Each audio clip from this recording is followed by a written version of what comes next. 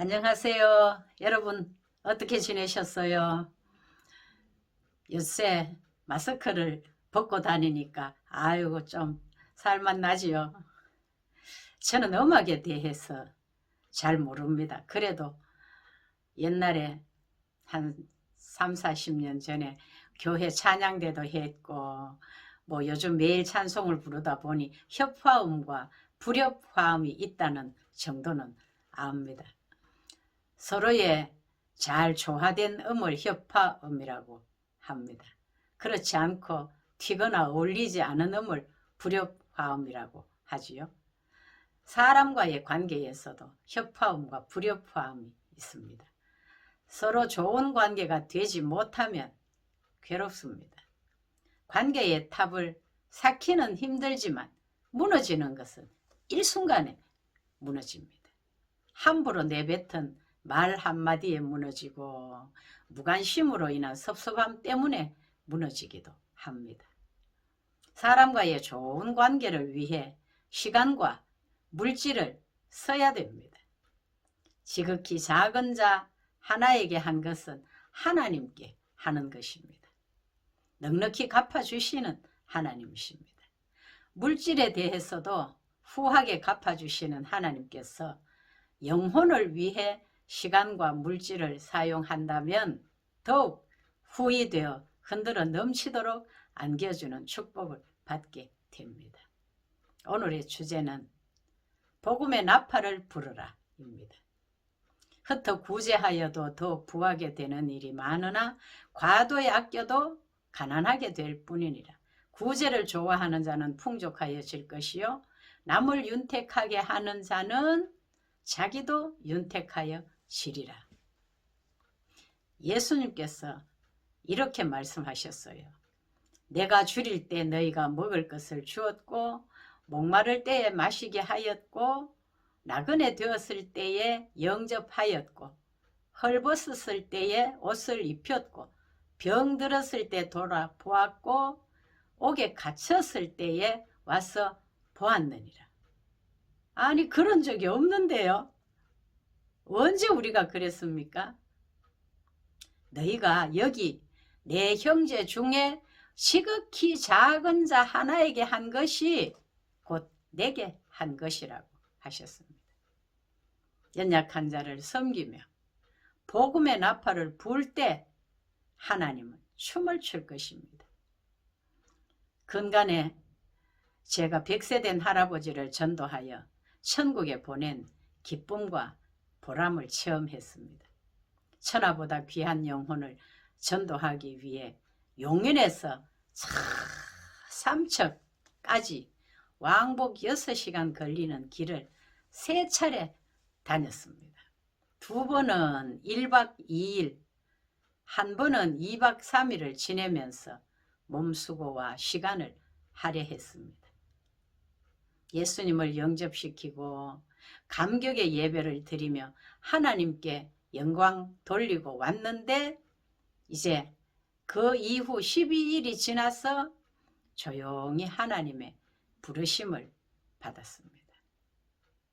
믿지 않는 자녀들 중에도 반대하지 않고 기독교 장례식으로 은혜 가운데 치렀습니다.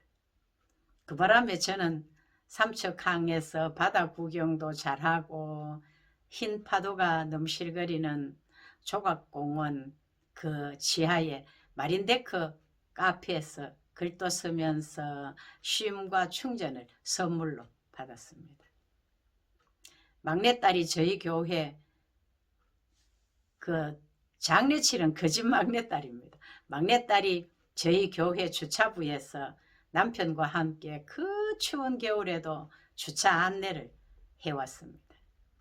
주중에는 부모님의 영혼을 위해 눈물로 기도하고 노부모 계시는 삼척을 용인에서 이웃 떠나듯이 왕래하며 효도하는 모습이 제 마음을 감동시켰습니다. 여러분들은 어떤 시간들이 가장 보람과 기쁨이 되던가요? 저는 전도를 생업 삼고 생업을 부업 삼자 불평제로 감사 만점 칭찬 달인의 철학으로 살고 있습니다. 전도하여 한 영혼이 구원의 반열에 서는 기쁨이 최고의 기쁨이 되고 있습니다. 저는 매주 아침 7시 일부 예배를 드립니다.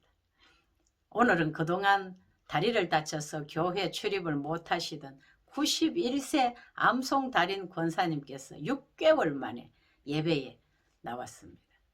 두 아드님이 새가족부를 섬기며 아주 교회에서 인정받고 있습니다. 그 어머니가 오랜만에 교회 오셨다고 새가족부에서 환영하며 떡을 주셨습니다. 교회 카페에서 권사님과 떡을 먹으면서 아침바람 찬바람에 울고 가는 저 기러기 이것도 하면서 애교를 부렸지요. 권사님과 또 시어머님을 모시고 온 며느리와 교제를 하고 있는데 떡 한 개를 더 갖다 줬습니다. 서로 밀고 당기고 하다가 결국 제가 그 떡을 가지고 와서 전도를 하러 갔습니다. 옆집에 벨을 눌렸습니다. 띵동 띵동 떡 배달 왔어요. 벨을 눌렀더니 85세 할아버지가 문을 열고 할머니가 뒤따라 얼굴을 내밀었습니다. 들어오라고 하면서 반갑게 맞아주셨습니다. 커피를 마시고 이야기를 나누다가 뭐 했을까요? 복음을 전했지요. 할머니하고 평소에 우리가 예수 사랑하시면 성경에서 배웠네. 우리들은 약하나 예수 권세 많도다. 이 찬송을 많이 불렀거든요. 그래서 이 찬송을 먼저 부르고 그 다음에는 나의 죄를 씻기는 예수의 피밖에 없네. 이 찬송을 막 불렀지요. 어릴 때 시골에서 교회를 다녔던 할아버지도 손뼉을 치며 찬송을 잘 불렀습니다. 또 여고 동기생 모임 중에 자신만 빼고 다 교회를 다닌다고 하시는 할머니도 함께 손뼉 치고 찬양하면서 심령 부흥회가 열렸습니다. 얼마나 좋아하시고 잘 받아들이시는지 아주 행복한 시간이었습니다. 저는 유교와 불교가 혼합된 가정에서 태어나 자라다 보니 전도를 해도 마음이 전혀 열리지 않았습니다. 그랬던 제가 이제는 예수 마니아가 되었습니다. 기회만 되면 복음의 나팔을 부읍니다. 복음의 나팔을 불면 하나님 말씀이 술술 풀려 나옵니다.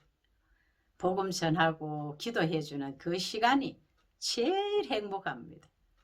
그래서 평소에 성경을 많이 암송해 두면 영적 양식이 되고 전도할 때 요긴하게 사용됩니다.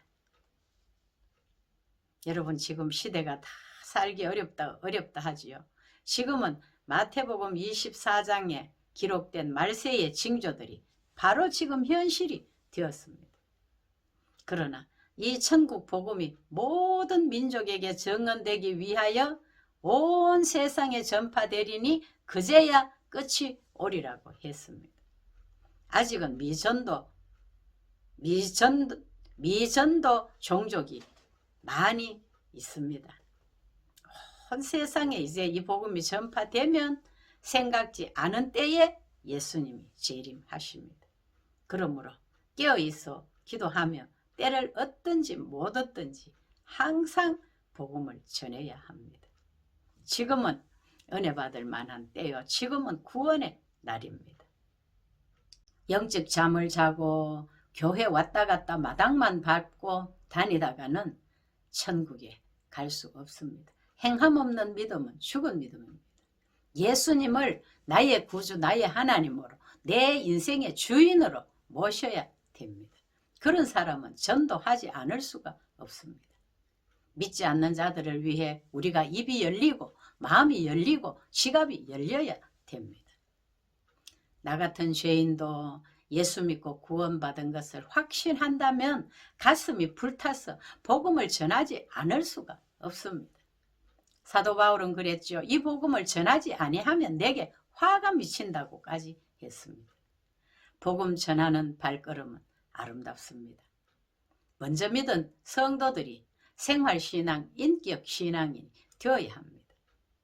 세상 사람들은 하나님을 볼 수 있는 영안이 닫혀 있기 때문에 믿는 저희들을 보고 하나님을 판단합니다.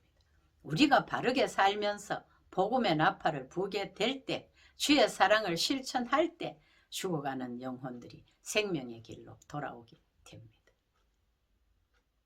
이 방송을 들으시는 성도들이여, 복음을 전하며 살아갑시다.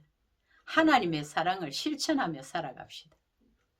아직 하나님께 돌아오지 않으신 여러분, 인생의 무거운 짐 언제까지 혼자 지고 인생을 버겁게 살아가시겠습니까? 우리 주님 앞에 나오십시오.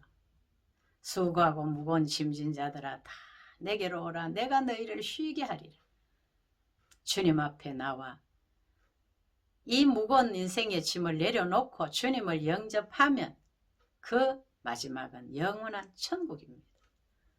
주 예수를 믿으라. 그리하면 너와 내 집이 구원을 얻으리라. 영접하는 자 곧 그 이름을 믿는 자들에게는 하나님의 자녀가 되는 권세를 주셨으니 예수님을 영접하면 하나님 자녀가 됩니다. 하나님 자녀. 하나님을 아빠, 아버지라 부르며 무엇이든 기도할 수 있습니다. 그 기도의 응답으로 질병에서도 고침받고 매인 것이 풀어지며 닫힌 문이 활짝활짝 열리는 축복이 이 방송을 들으시는 여러분들에게 있기를 우리 주 예수님 이름으로 간절히 기도합니다. 아멘. 할렐루야. 주 예수를 믿으십시오. 사람이 만일 온 천하를 얻고도 제 목숨을 잃으면 무엇이 유익하리요? 그랬습니다. 아유, 100세 할아버지 천국 가고 나니 뭐 빈손으로 떠났습니다. 100년을 이 세상에서 살아도 여러분 언젠가 우리가 다 빈손으로 떠날 날이 있습니다. 주 예수님을 영접하고 우리가 하나님의 자녀가 되어 영원한 천국을 소망하며 살다가 하나님께서 부르시면 천국으로 들어가서 영생 복락 누리고 살아갑시다. 감사합니다. 좋은 일이 일어납니다. 제가 좋은 일이 일어난다는 것은 죽어가는 영혼, 지옥 갈 영혼이 주님 앞에 돌아온다는 그 뜻이 들어 있습니다.